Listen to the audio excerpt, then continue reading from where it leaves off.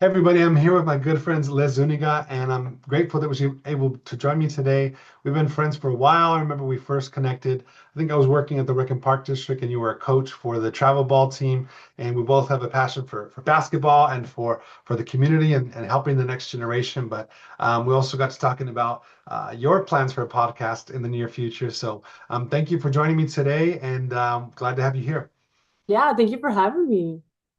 Awesome. So, for those that don't know, tell us a little bit about your background. I know you've had some recent big milestones that you've reached in your academic career, and we both kind of have that in common going to school later in life. But tell us about where you grew up and what you're up to now.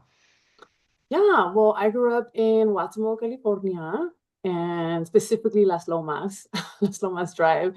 But when my parents divorced when I was 13, I moved to the other side of Watsonville by airport, graduated from high school, Watsonville High School.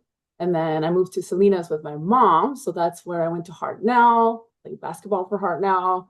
Um, and I didn't finish. I was 19, 20, I think, when I quit. So I didn't get to finish. So that's actually why I'm back at school right now at 40 years old. However, I am working on my bachelor's at the moment, but I did graduate from, Cabrillo College last year in 2024 with an associate's degree in communication studies. But Awesome. yeah, I've been working in education and I love it. I love it there. I've always been very um sorry, I shouldn't say always. I think after I became a single mom 10 years ago, I started to discover myself and I realized that getting involved like in my kids basketball teams and coaching them, it was a really nice warm feeling when, like you said, giving to our community and just coaching people's kids, and I connected with a lot of parents, still do. And I think now working in education, I want to continue doing that. So I've gotten the opportunity to get involved in committees and in projects where I've been able to, tell my story or get to know other students. And yeah, I'm still working on my educational journey, but I'm happy where I'm at right now. Yeah. Very cool. So, how did you first? I also grew up in Watsonville for a little bit. And my dad grew up, his family came from Mexico, wound up in Watsonville for the Bracero program, and grew up in Mesa Village. So I Mm. was first there when I moved from the Bay Area. Gosh, in the late '80s, and then from Watsonville after the earthquake, we moved to Castroville. But I always have love for Watsonville because that's kind of where my family was, and we would always go visit my grandma there. So I still have a big place in my heart for Watsonville. But how did you first start playing basketball? Because that's where I first started playing as well. Well, my dad actually had put a basketball hoop in my driveway when I was about like, I don't know, 8, 9 years old. And then I think when I was 11 in sixth grade, that was when you were able to join a team at school. And I had a couple friends that were like, hey, we're gonna go sign up for basketball. And I was like, oh, I can shoot the ball around a little bit. My dad put a hoop in our driveway. I can maybe try. So then I tried, and sure enough, I ended up surprising myself and my coaches. Yeah, I was all right. Um, felt natural. it felt natural, yeah, because my dad and everybody in our family are more of like soccer fans, Yep. maybe Mexicanos and whatnot. But I don't know what it was. Something about basketball. Maybe my height. I've always been very tall, so I was able to utilize it pretty well. But that's when I That's started. I was awesome. 11, never stopped. Wow. Okay. Yeah, Yeah. I probably started, I don't know, maybe a little sooner, maybe like second or third grade. But Oh. we used to play growing up South Pueblas Elementary on Sundays. My dad would play with all his Mm. friends, and we would go, play around on the playground. And then at a certain point, I was like, I don't want to play in the playground. I want to play on the court. And so, Yeah. yeah, I'm like at, 12, 13 years old playing against grown men, like, Oh my but it gosh. made me better, and Yeah. Oh yeah. just, yeah, it was great growing up in Watsonville, Castro, playing basketball. It's cool that we have that in common. You played in high school? And so what year were you in high school? I graduated 03. Okay, so yeah, So so I'm just a year ahead of you. So that was a good era. We had a good team, and you guys had a good team too in that era. And I remember those tournaments like in Aptos. I remember playing against Aptos, and one of the guys on our team, we were like in the tournament. We were like in one of the, I don't know, last games of the tournament in Aptos, and I think the girls had that same tournament. And remember they had that big wooden like arch in the way, and our guy like threw it out of bounds, and it hit that thing. Otherwise, we would have won. But I was like, oh, that's my blame it one on of the my I mean, I don't know if you remember the old in Aptos High, the old gym had this big like wooden thing across the gym, and it was kind of like lower than it should have been, but we still played there anyway. Uh, Oh no, I don't remember. It's funny, my son actually goes to Aptos right now, but I haven't nice. really been in their gym, just the outside. My friend, I think our mutual friend Zach that I played with in high school, he has been the coach of Watsonville. I don't know if he still is, but he was for years. Cook, Zach Cook, yeah, Coach Cook has been there for a long yeah, time. Shout out to him. How did you went from playing? You played at Hartnell. How many years did you play at Hartnell? two Nice. years. So that was Hmm. 03. I'm trying to think who else was on that team. That was a good team as well. That's what I love about our local community colleges. You get some really great, basically local all-stars and sometimes some other transfers as well. So how are you guys? Yeah. How was that team? It was good. It was only seven of us, so we struggled a little bit. Short-handed. Uh, yes, we were shorthanded. It was so funny because I didn't even plan to play when I first, went to Hartnell. I actually was 19, took a whole year. I don't want to say off, but I just didn't go to school for a whole year from 18 to Oh, they 19. call that a gap year now. Is it a gap year? Okay. Yeah. Yeah, and I was still hanging out with my friends from high school, from Watsonville High School. So they're talking about their classes, and I'm like, the quiet one over here because I wasn't taking any. And they're like, "What about you, Liz? Are you taking anything?" I'm like, "No, no, I'm going." And they're like, "Why not?" I'm like, "I don't know. My parents never really pushed me. I feel like they were too busy still getting divorced and like meeting a new person. So I Yeah. didn't get much guidance. But then sure enough, it's funny. I actually was dating somebody at the time, and that guy actually told me, "You should just go, just show up, just ask." I go and I'm like, "All right, I guess I'll go take a class or two. I don't know." So I go and then I sign up for, some two general ed classes and a basketball PE. They're worth what, 1 unit. And so it's our first day or first week of school, and of course, it's like an open gym type of class. So there's all guys. They're playing a game, and I'm just the only female on the side. Like, I guess I'll just shoot the ball around over here. So I'm shooting the ball, and right after our class, that's when the women's basketball team was about to start their practice. So they saw me shoot the ball around. They're like, "Are you here for the team?" And I'm like, "No, I just signed up for this basketball PE class." They're like, "Well, you look like you can play. Do you want to play?" I'm like, "Sure."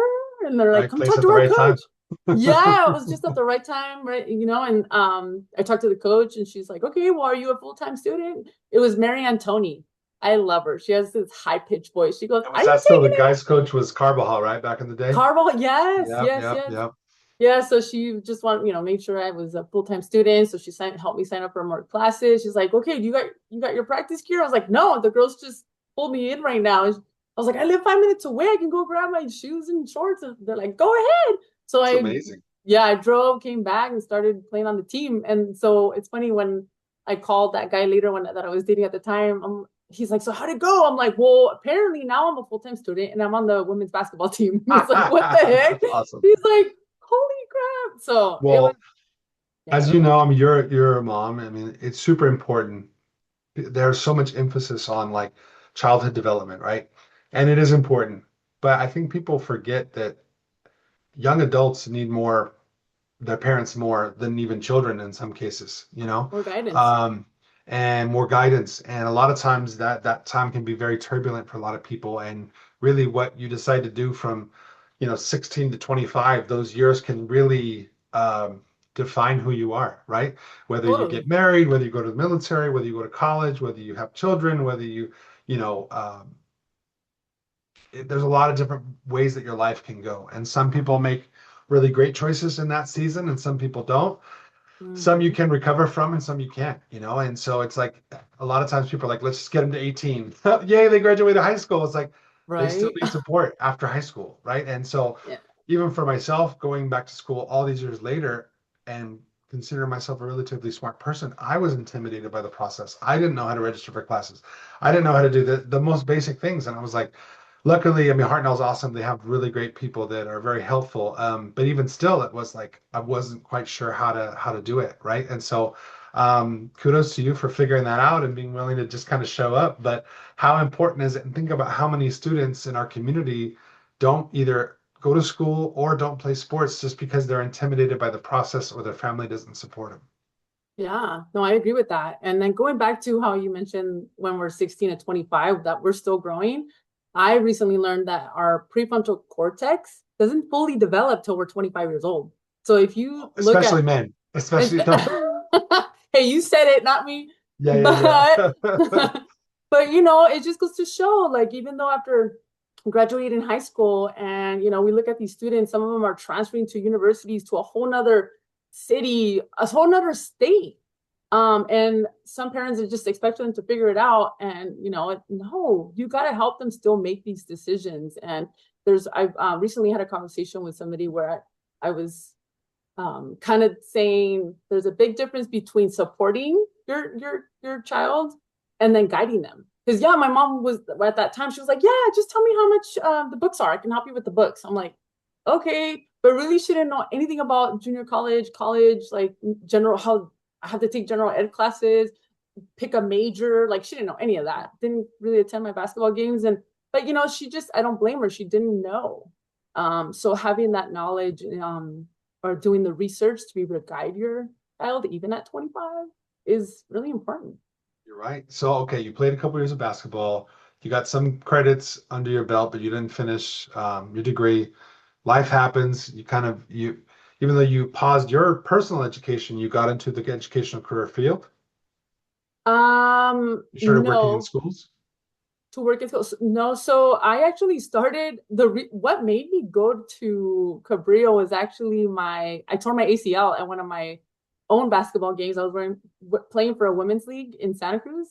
Yeah, I tore my ACL during right before the pandemic. So it was February. Oh, actually, I Yeah, remember that. February I of remember that. 2020. Oh, Yes, and then next thing you know, the pandemic hits in March. So oh, I wow. I went through PT, right? Physical therapy. And then I said, hey, this is still hurting. So they're like, okay, surgery. I get the surgery, more physical therapy. So mind you, I stayed at that physical therapist going like weekly from February of 2020 all the way to November, healing from the surgery.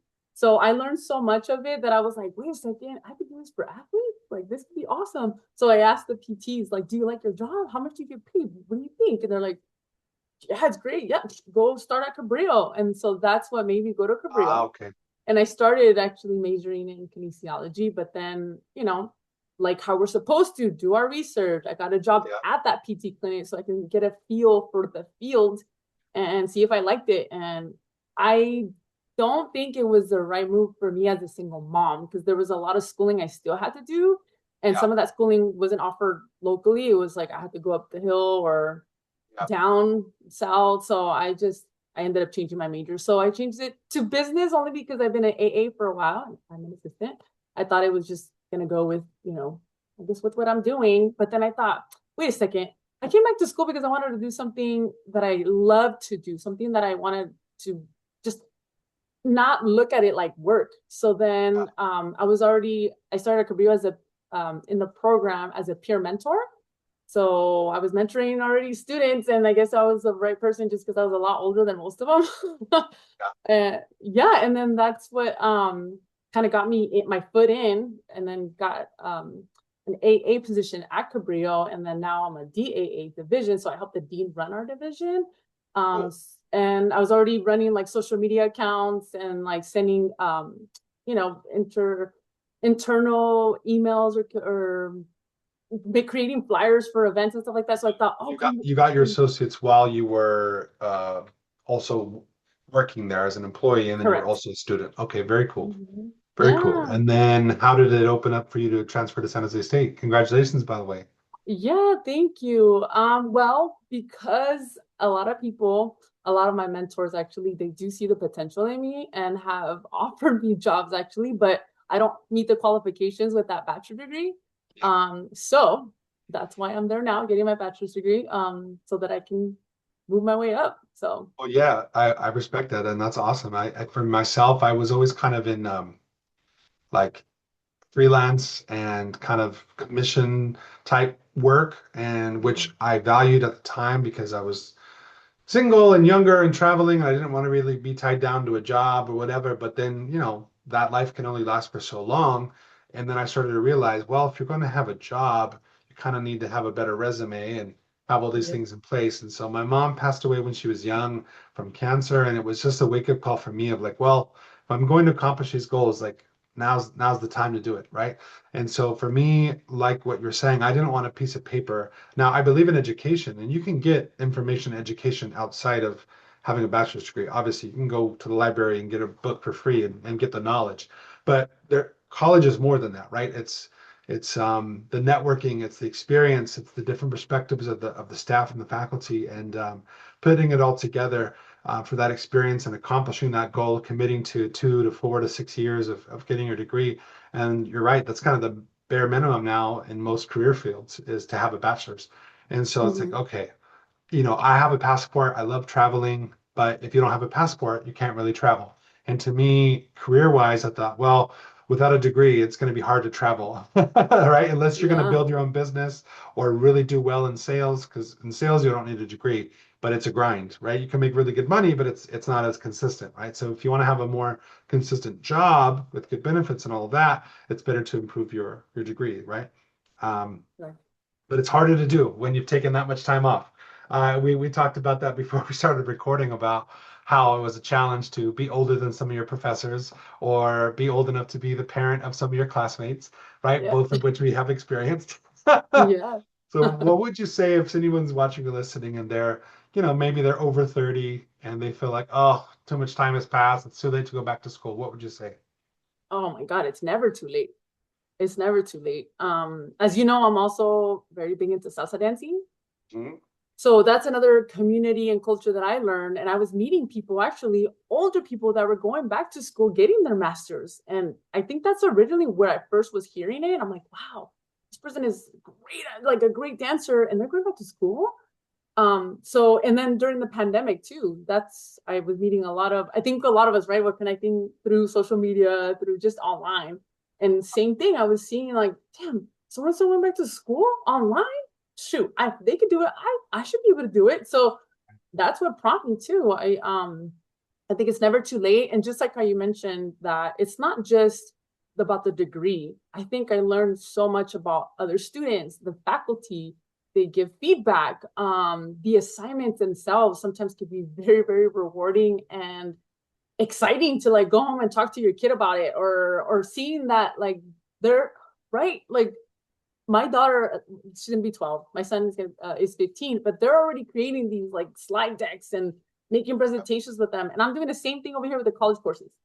Right, Mind you, it's like we're right. doing the same thing. So it's definitely helped me with my parenting too. When they need help Yeah, with homework or when I'm seeing what they're working on, I'm like, oh, I just did that. And then like, how did you do this? I'm like, oh, look, this way. And I was able to help them because I was just doing the similar assignment, yeah. you It's know? it's been funny running into my nieces and nephews, at the library, like, oh man, Yeah. And it's funny because you see the difference. And I remember, 20 years ago having a lot more energy and a lot more time and a lot less responsibility, right? Right. So on one hand, I'm not as focused as I used to be. But with that experience that comes knowledge, comes experience, right? So like we have a different perspective. And I remember my first couple classes that I did in person with kind of that younger generation. I thought to myself, man, there's a big difference Yeah. in life experience and just knowledge and priorities, right? And so, like Oh, for yeah. us, we're going back. It's like, hey, I don't got time to BS. Like I'm been working all day. I got to go home. I got to get ready for work. I got to make dinner. I got to do whatever. And you're not thinking like, oh, I mean, where's the next party? Of course, at 18, 19, that's all you want to do is have fun with your friends. But it's just a different priority. And so as you go to school when you're older, it's just all about time management, right? And so Oh, for yeah. me, there's been plenty of times where I'm like, do I really need to do this? I don't want to do this. And then I'm like, no, if you started it, you're going to finish it. And I knew that once I put it out there and I started, that I would finish. So that's kind of right in the middle now. And I'm like, okay, keep it going. Yeah. Yeah. Yeah. No, I completely agree with you. Finding like just the time, but then also using your time wisely. Yep. Especially like, you know, how you mentioned earlier about making sure you come home to your wife and make time for her. Yeah, same thing with me and my kids. I make sure I try to do my homework on days that I don't have them. And when they come Totally. back, I give them my full attention. That's hard. That's It hard is to hard. do. There's always So, something to be working on for sure, and it's definitely a yeah. lesson in time management. Now, one of the things we talked about, I guess it was an assignment of yours, was the fact that you might be starting your own podcast, and that's one of the things that'll be next for you. So let's talk about that. What would it be about, and what are you looking forward to with that? Yeah. So I was already playing with the idea probably early this year. And maybe it was because I took that year off, like when I graduated Cabrillo last year, and then I started at San Jose this fall. So I did that on purpose. So my mind was just blowing with ideas of like, yeah, one day I want to have a podcast. And sure enough, right now I'm actually taking a course called Intro to Advertising. And Nice. one of the assignments was create your own business. It has to be from scratch. You have to create it from the bottom to the top. You have to have a pitch. Who's your audience? What tactics are you going to use to advertise it? Social media, whether that's or flyers, what platforms. And so since I was already playing around with the idea of like podcast and calling it Café con Liz. Like that. Because in my Mexican culture we talk a lot about like, oh, no quieres un café con leche, or when I go to my mom's and it's like late 7, 8, 9 de la tarde or de la noche and no quieres un café, I'm like, yeah, un café con leche, claro que sí. And it was our time to sit down and like talk, right? So I thought, oh my God, this is perfect. I can call it café con Liz instead of leche, you know what I mean? Like Like, that, yeah. Or like this yeah. generation calls it the tea, right? Like she The said, the tea. exactly the tea. I know. And I think this it's a year, universal thing for people to catch up on gossip over something to drink. exactly, Every exactly. So culture it could be has that relatable to version. Yeah. anyone. Yeah. Yeah. And so actually, because I did Cabrillo Talks this year, May of 2025, which is similar to TED Talks, and I told my story of why I really wanted to show and tell people why I'm a non-traditional student. I was a stay-at-home mom for a little bit when I was with my kid's dad. So I, self-sacrificed and kind of put my career on hold while he worked on his, and I was raising our kids. So I really just love the idea how storytelling, how powerful it is. Like a lot of people reach out to me and they're like, "Oh my God, thank you so much for sharing your story." I thought I was only going to be reaching like the Latino community. No, like I had like white ladies tell me like, "Oh my God, I can relate too." I'm like, Yeah. "Really?" I'm like, "This is great." So I I think that's where this whole idea and I really want to help other people tell their story. love that. Right now, I think my specifics are, or my main topic that I think about are just how we grew up in the Mexican culture. Porque a Mhm. veces que I have conversations with my cousins or even friends, and we talk about how we grew up like only eating like frijoles or arroz con frijoles, for a while, and the tortillas were made, homemade tortillas were made every day. Um, yeah, just awesome stories. So I think that's where I'm going with it. We'll I see. love that. Yeah. Well, my mom was white, my dad was Mexican, and I had influence of both sides, but both sets of grandparents were like from the Depression era. Oh, So we're not worried about no struggle meal. Like I got one family from Mexico, one family from Oklahoma. Like they know how to wow. survive. That's what I'm saying. Yeah, So I was like, I'm not really worried about what the economy's doing. We'll be okay either way, right? Like, yeah, and like you said, there's some of those little cultural things, and then blending those with all the modern stuff. And it's been cool to see, I think, through social media, there's a lot of nonsense out there, but there's also a lot of really cool expressions where people are sharing their stories in really cool, unique ways. And that's part of why I've been doing this for the past year. Like I said, I always wanted to do something, and I was kind of waiting until I had everything perfect and all the equipment, and then I just decided to finally start doing it. And it's been a fun format and a good platform for to reconnect with friends like yourself who are doing really cool things. And you don't realize it. We tend to idolize celebrities and sports figures, but really there's cool people locally that are making a difference. And you may never connect with someone from ESPN or from Hollywood, but right here in our backyard, there's everyday heroes that are teachers, that are single moms, that are bus drivers, that are working in the fields or running nonprofits or whatever the case might be, professors. Um, and those stories are worth telling and worth hearing. And I think people connect to them more, right? Because you see something that's produced from Hollywood, it's like it's harder to connect to it. But if you see someone that you go to class with or someone you go to church with, and on maybe it's on a podcast or something, it might mean more. yeah. Or that we play basketball with. That you play basketball with. I That'd be know. cool. I have not played in years. I miss it. I want to get back to it for sure, but I definitely got to get back in shape. And basketball was my first love, even before music and before social media or all the other stuff. Basketball was the first one. It's kind of cool Yeah. because um, not everybody plays basketball, but the people who do love it. Yep. I was just Uh, gonna say, I'm on the same boat as you as my first love too. and it took me far. It was my escape. Yeah, it never quite leaves you. And Mhm. obviously we can't play to the level that we used to after injuries or whatever the case might be. But it's still fun to just play around and shoot around and it's hard. I've been a coach as well. It's hard not to. I'll catch a game here and there of little nephews or nieces, and it's hard not to want to play or want to coach when you're just watching a game. It's Oh like yeah. with football, I don't know. It's football's a little different. Like I love football, but it's just like I don't know. It's a different feeling. But that sound of like sneakers on the hardwood when the weather changes. Like right now, it's about to be basketball season, so it's like you around Hmm. Thanksgiving, and it's just I don't know, being in a tournament, traveling with your friends. Like it's basketball is definitely an escape for us as well. So I love that we have that in common. But just as I let you go, I want to thank you for your time, and I'm glad that you got to experience this. I know as you're thinking about making your own podcast, it can be something Yeah. as simple like we've just done today, or more advanced in studio. But the most important thing is telling your story and giving others a platform to tell theirs. I think that's what's important. So thank you so much for your time and congrats on everything you've accomplished and that you will accomplish. And I can't wait to see what's next. Thank you so much. And congrats to you too. I know you're starting in the spring. So Thank you congrats so to much. Yeah, us, man. we're going to finish together. We got this. Yes. Sounds good. Take care. All right, you too.